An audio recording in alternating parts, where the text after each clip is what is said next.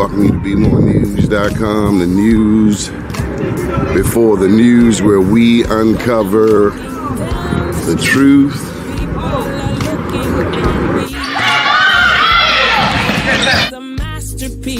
And absent, we need God. Because only God can bring us out of this mess.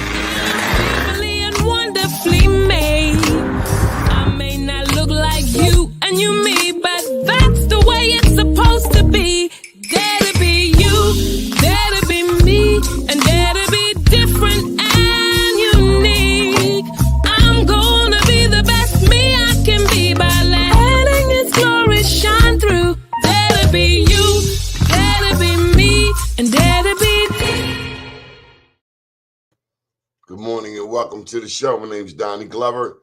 We're going to go straight for the jugular and going up to the 2500 block of West North Avenue and catch up with the West North Avenue Development Authority, the one and only Chad Williams. Good morning, Chad. How are you? Good morning, Donnie. It's great to be with you, man.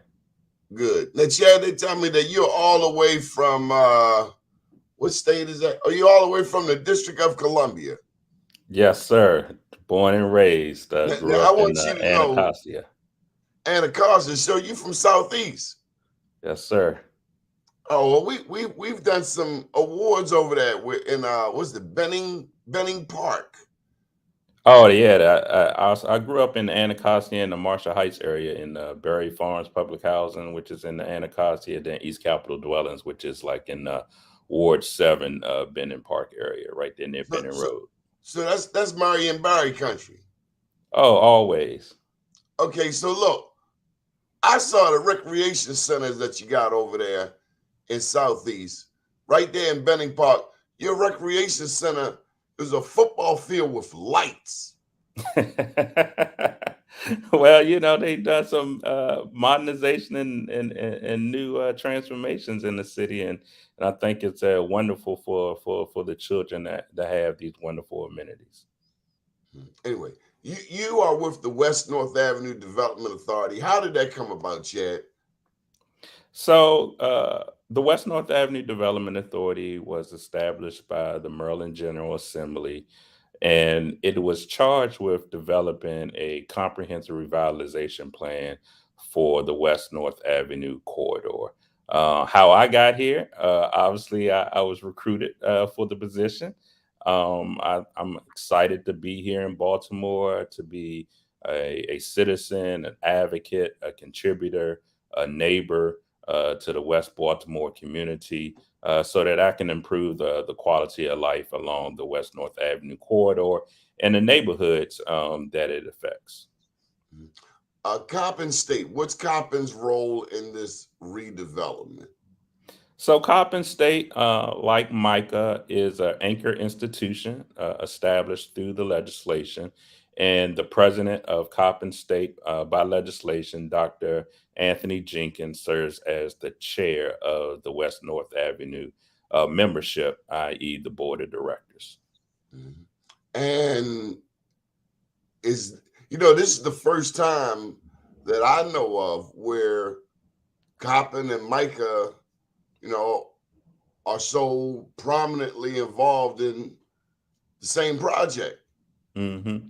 No, I think it's fabulous. You have HBCU, then you have an arts and public institution that collaboratively work together, that are both ends of the spectrum, and how they can just collaboratively work together to improve both the commercial and retail avenues which they are located on.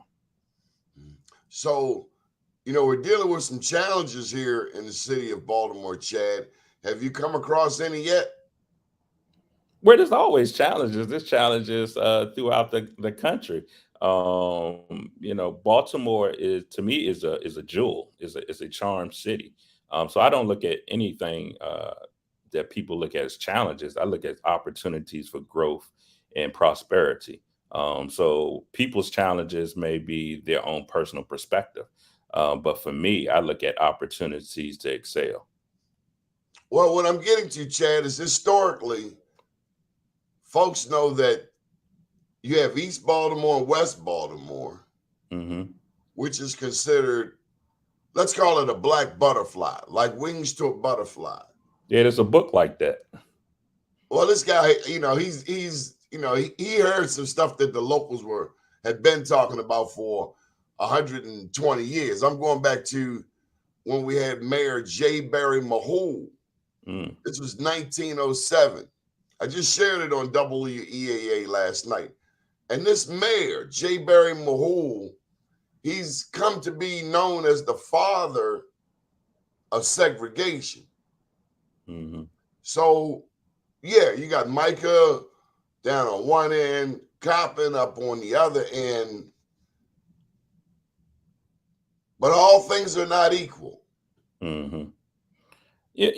So how I look at this, and I think you're right. One of the things that I think about former transportation secretary of, I believe, Fox in the Obama administration, and he brought this to attention during the Obama administration, was how the streets, railroads, highways were built to separate Black communities from the economic centers of urban areas.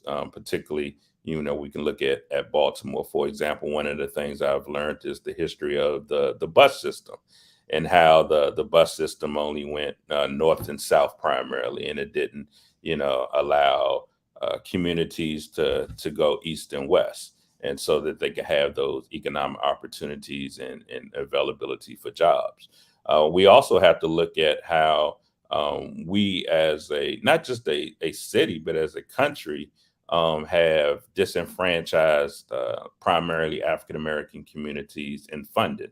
And so for me, that's why I believe the West North Avenue Development Authority is an important tool. It shows the collaborative effort of the Maryland General Assembly working with the city of Baltimore, different political perspectives coming together to address this issue that has historically been neglected. Okay, Chad, well, we got to bring you up to speed on some things. So, with this investment in East Baltimore, West Baltimore, so have you learned that East Baltimore has its own sort of development authority? Yes. So we're kind of behind the eight ball. We're a little late. Well, it's better late than never, but obviously it's my challenge to catch up, or our challenge as a community to catch up. And how have you gone about that? Well, I've only been on the job a couple of months. Obviously, we met at the community meeting this Monday, and you asked me to come on your show after I presented at the community meeting. And what I did was present a timeline plan, which engages the community on developing a comprehensive revitalization plan through some renderings and visual graphics of all the various neighborhood plans that have been developed over the years that haven't been implemented. And so one of the charges of the authority is to put all of these plans together that touch the West North Avenue corridor and come up with an implementation plan and see that come to fruition. And so I Chad, think that helps. I'm here to tell you that that's more organizing than we've ever seen in my lifetime. What, the meeting that happened? Well, think about it. You have Micah, Reservoir Hill, the black part of Reservoir Hill, because there's two parts of Reservoir Hill. I don't know if they told you that.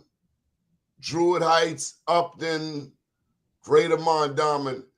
This is the first time there's ever been a collaborative effort that goes all the way up to Coppin. Unprecedented. Yeah, well, I think a lot of that has to be contributed to the political will and leadership at the state, particular Senator, your state senator, Senator Antonio Hayes, the mayor coming together, the delegate that represents that area, and President Anthony Jenkins coming on board as chair. I just think it's going to be a model for the nation in how we address urban renewal. Now I got to tell you, my dad did his graduate studies up at Temple University. Oh, okay. Over the My years, daughter graduated from Temple. I've just paid attention to how Temple has expanded, not always to the liking of the people in the community. Mm-hmm. Coppin, since we were able to get that money from early, because prior to 2002, Coppin State was treated like a stepchild by Black people. Mm-hmm. So the Republican money started coming in 2002. Hogan got elected in 2014, so that's another 8 years. Chad, did they tell you it took 2 Republicans to give Coppin money? No. Okay, I'm going to tell you. It took 2 Republican governors to give Coppin money and attention and resources it had never gotten before. So the end of that Hogan era is the end of this year. So we'll see what the next governor does. But that money that's there, that money that's never been there to help Coppin expand north to Gwynns Falls, south to Baker Street. Mm-hmm. Coppin never got that attention from our own. Matter of fact, Senator Hayes might be the first to actually see something manifest. It's never gotten any attention. Well, I think going forward, we just have to make sure that we as a community along the West North Avenue corridor stay unified and making sure that we get the funding, the resources, and attention that is deserved for this community. Okay, Chad, you're very optimistic. We're going to check your status in about a year because we know what you're up against. You're up against a lot of history that goes back to when this thing all started with segregation, where Blacks couldn't move into white neighborhoods, but also whites couldn't move into Black neighborhoods. Right, redlining. We call it segregation. Well, redlining in this sense. Look, right. Do you know where Coppin is located? 21216. That the car insurance in that area is higher than anywhere in the city. No, I didn't know that. That's just sad and unfortunate. No, it's redlining. It's segregation. It's racist, and it's been going on since 1907. Well, go ahead. I'll wait. No, so we as a country and as a city have, I think, are coming to an awakening of what has transpired over these years, generations.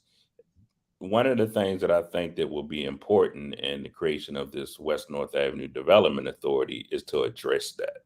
And we address that by action. When, as you say, bringing all of the communities together to work on addressing blight, vacant housing, and ensuring that individuals who have stayed in the neighborhoods are able to maintain their residency in these communities as development grows is going to be important. You make a great point, Chad. So not only have we had pressures from the outside, one pressure, do you know where people from West Baltimore have gone over the past 50 years when they want to leave? No, but you're going to tell me. Randallstown, Liberty Road corridor, straight out west. So it started with, I think, Woodlawn. Then people started going to Randallstown, and now people going further northwest to Owens Mills. So that's like the idyllic place for people from West Baltimore to go. Over in East Baltimore, people have been tending to go to west, to Essex, to Towson. But there's always, for the past 50 years, ever since Dr. King, the civil rights movement, integration, many of us wanted to live. We were tired of Black people, rats, and roaches. We wanted to see bunny, rabbits, deer, and foxes. So we moved to Northwest Baltimore County. The challenge is, Chad, like my grandma, she lived around the corner from Coppin. when grandma dies, does the next generation keep those properties? Mm. Yeah, I was having a conversation with an individual yesterday about that, and that's a educational mindset that we have to articulate to our community about holding on to capital wealth and capital assets. But we also have to make it uh, provide those resources if we can, financially can, so that those individuals that come into home ownership who want to stay generational property are able to fix up their homes and maintain the quality of those homes to standard so that they won't be encouraged to just sell and take the cash. But it's also just the mindset of how we build capital wealth. For example, that's no different than what happened in down south, a long, long way in D.C., where folks moved out to Prince George's County, and they sold their homes in the areas that were mostly Black neighborhoods in D.C. I think Baltimore has the opportunity to stymie that. I believe that here in West Baltimore, where you have approximately 30 to maybe 40% vacancy in some particular neighborhoods, where we encourage home ownership. We can encourage people from DC or Philly and other places to come into these, thriving African American historical neighborhoods and become homeowners and making an investment in Baltimore, uh, culturally, arts, education, small businesses. And I think just that the avenue of the West North Avenue corridor can just be a catalyst for all of West Baltimore. Southie, you were saying how you were from Ward 7. As you were talking, I was thinking about the story of the Caucasian guy walking his dog past Howard University and let his dog take a. Are we going to see that kind of gentrification here on West North Avenue? Because I can assure you, the people up there by Coppin are Ain't not having going to it. be pleased. Yeah, I read that story in the Washington City paper a couple of years ago, and one of the things I think that needs to happen is just that um, it has to be an educational or approach to the historic nature of communities, and when you establish that up front, then you get into individuals' mindsets of respecting the historical culture. And I think that when you have thriving minority businesses of color that come to West North Avenue, that helps with uh, instilling the mindset of respect of culture. So, Chad, I'm going to keep it 100 with you. I know they warned you about coming on the show. This is my second book, I Am Black Wall Street. Now, I can say what you can't say. I ain't no damn minority. I'm a black man in America. As a matter of fact, globally, I'm a part of the majority. That's why all of this stuff is going on with abortion rights. It ain't got nothing to do with black people. It's got to do with the browning and the tanning of America. So we advocate for black business on a state level. I think the percentage, the MBE, minority business enterprise percentage, is maybe 25, 29%. What a lot of people don't know, including Doc Cheatham, is that when Coppin was going through its expansion, it was people like Sabrina Bass at Coppin that ensured that black businesses, because we don't like the term minority, it leaves too much room for confusion. Like when Hmm. Burns J. Mitchell came up with that federal 8A program, it was designed with black people in mind. But now a minority could be a white woman representing her husband's business. And so we really reiterate black business because today there's so much ambiguity. But it's our hope that more black businesses get involved. But I want to go back to that gentrification thing. We gave away grandma's house. We didn't want to go back to southeast. Hmm. Is that gentrification or is that abandonment?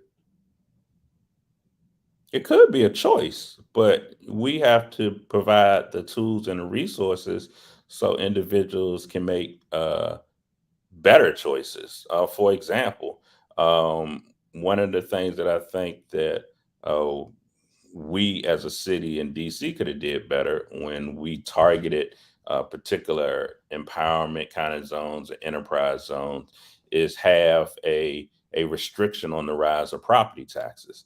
Although I know that that's at the state level here in the state of Maryland, but when we have a targeted kind of development zone, then we know that property taxes will rise, that we need to have some type of limited restriction on property taxes, like a homestead tax for individuals who currently are homeowners over a period of time, so that they're not affected by rising property taxes. That's usually one of the many factors that affect people from selling their homes is rising property tax. The second one is the inability based on fixed income to keep up their homes with the rising market.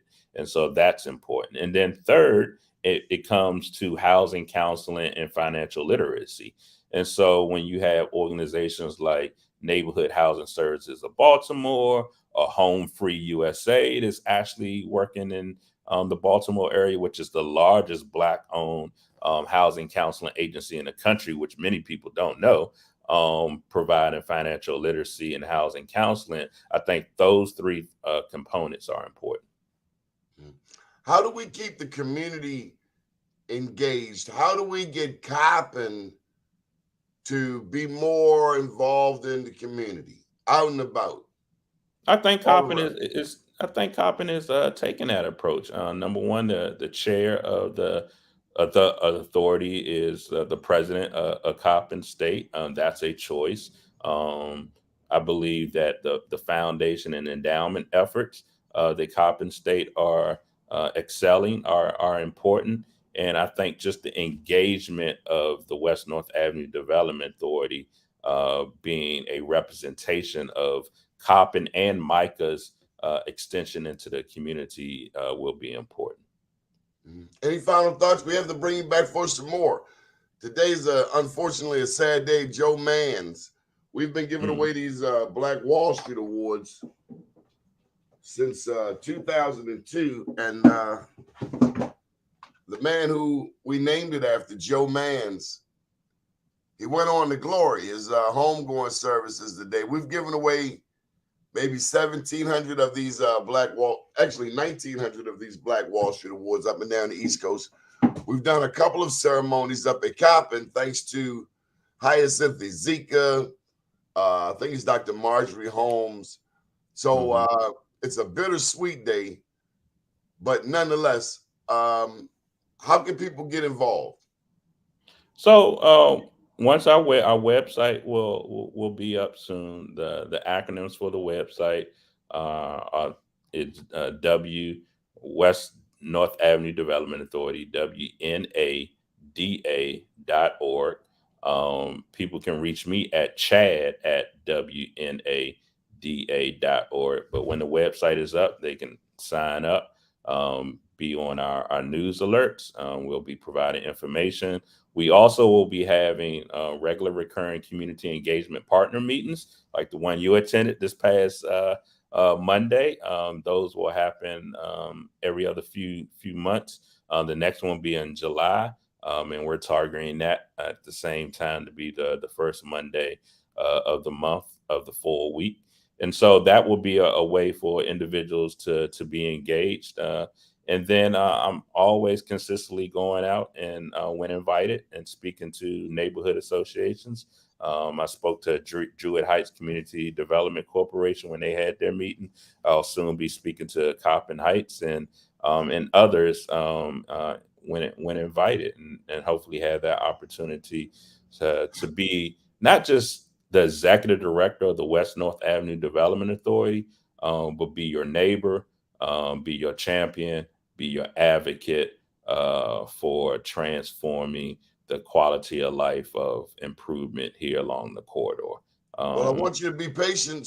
patient with us, Chad, because this has never happened before. A lot of us Right. cannot believe that it is happening now. Long overdue. First ever development in 50 years. You got to change the M to an N. N as in Nancy.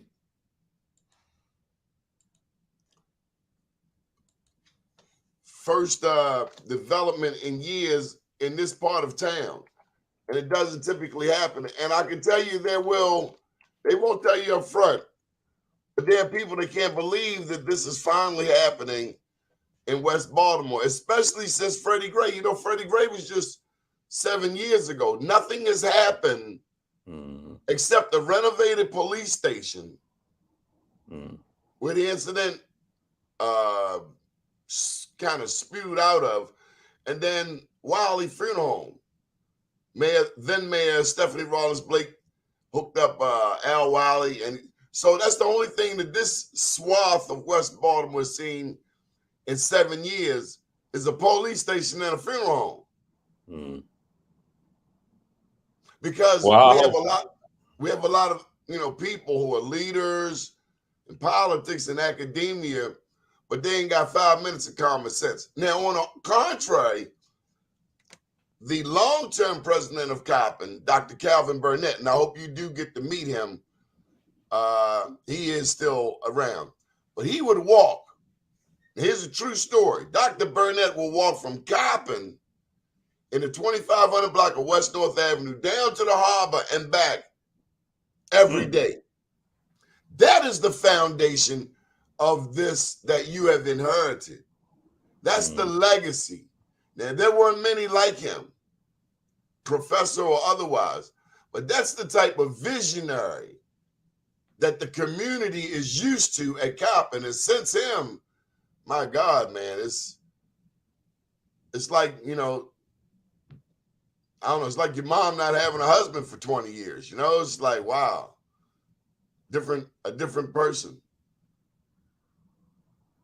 Well, I'm glad to be here as the executive director of the West North Avenue Development Authority. And, one of the things that, I believe helped me be appointed in this position is right before my first interview for the position, I walked the West North Avenue corridor by myself in boots and a suit. So I'm here to hit the ground running and as I say, actually be part of the community. And me and my family are looking forward to setting up roots here, actually within the target zone really soon.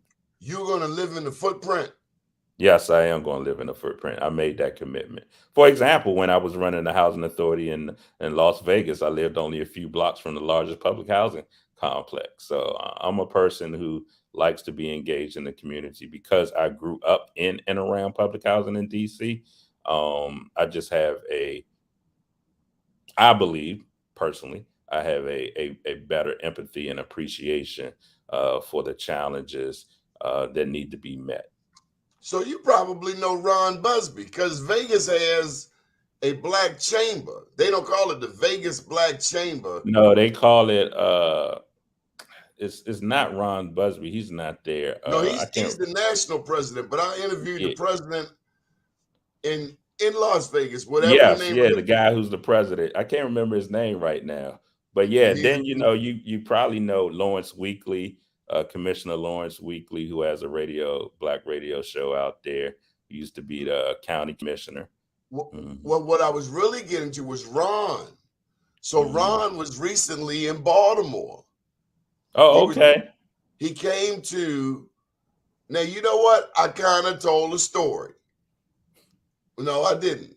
Okay, so 3 blocks to the east of you, between Coppin and Penn North, in the 2100 block, 4 blocks from Coppin, you see the greatest demonstration of economic empowerment ever.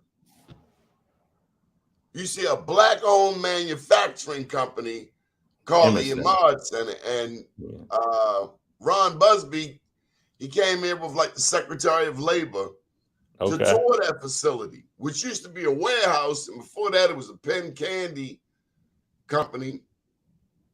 But that warehouse, that whole Imad Center, $3 million from the state. Antonio Hayes played a role. Boyd Rutherford played a role. But that's the first piece of economic empowerment in West Baltimore, maybe ever. Yeah, it's a beautiful facility. I had toured it and had lunch there. So So, Mr. President, we need them to make copper shirts. We need them to make Morgan shirts. So, I mean, it starts one brick at a time. But right now, this country is struggling because we send so much stuff to China to be made. Our mothers knew how to sew. A lot of us know how to sew. But the Imad Center is young African-American adults manufacturing clothing that's being used. Even masks, they've made masks. I'm just saying we need to start growing that synergy. Stop looking down the street. We have it right here in our community. And Coppin, you teach business. You know, I look over there in Northeast Baltimore at Morgan. They got a new school of engineering, new school of media, new school of business. Let's apply it to our city. What's the point of W.E.B. Du Bois wrote that?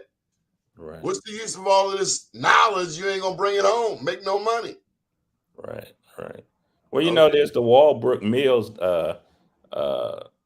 business kind of center coming up where there's going to be Black-owned food shops coming up soon. So we need that.